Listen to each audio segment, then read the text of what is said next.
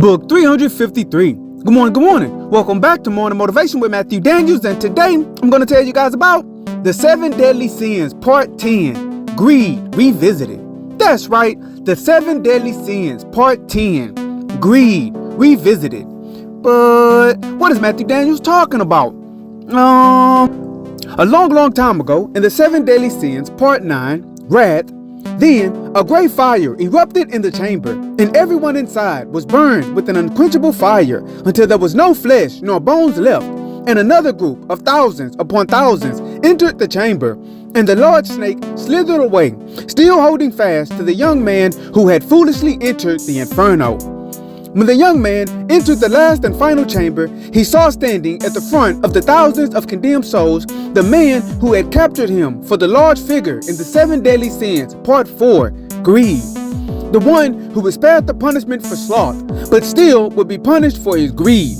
He stood in the midst of thousands upon thousands, and he gazed up afraid at the large figure standing before them.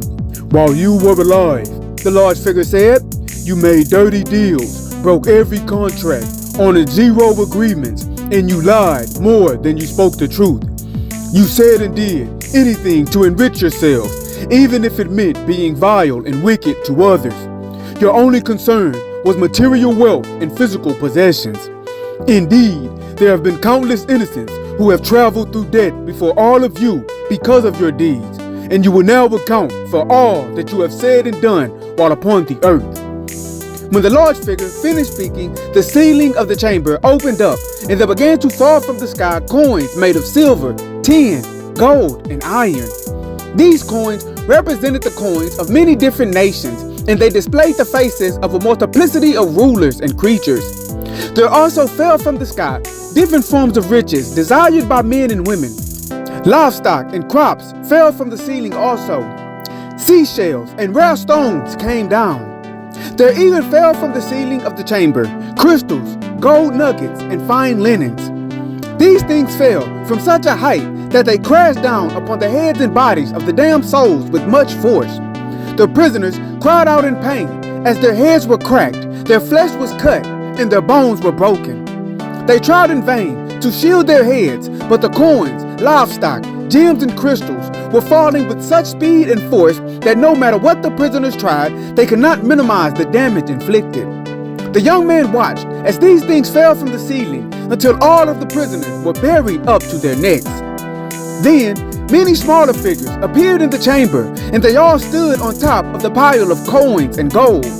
Each one of these smaller figures held a shovel, and once the chamber was full of them throughout, they all began to scoop up the coins and gold and forcefully shoved it down the throats of the prisoners. They all gagged and choked as their bellies were filled with the treasures they so desperately sought after in life. The smaller figures continued to force feed the damned souls their desires of their hearts until the coins and gold caused their bellies to burst and their throats to clog up.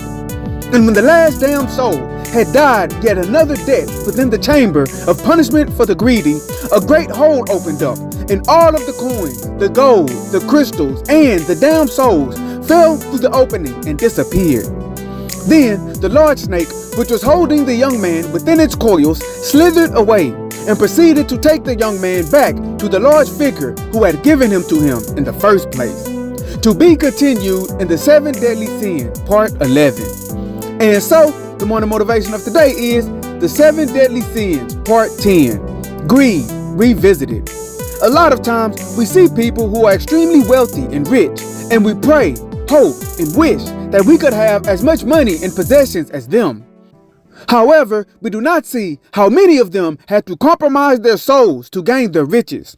We do not see the people that they stepped on, the people that they hurt, the people that they led astray, and the people that they took advantage of. We do not see how their insatiable appetite for more and more has buried them up to their very necks with sorrows, drama, trials, and tribulations.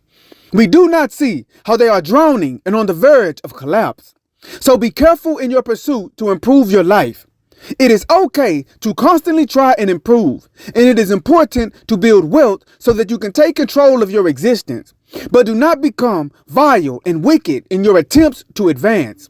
So today, do what you must to take care of your family and pass down something of significance to the next generation.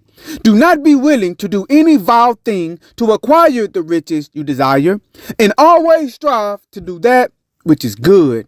And remember, you are awesome, you are amazing, you are wonderful, and you are great, and you are going to change the world. I just hope I'm still alive to see it, family. I'm out. Good morning.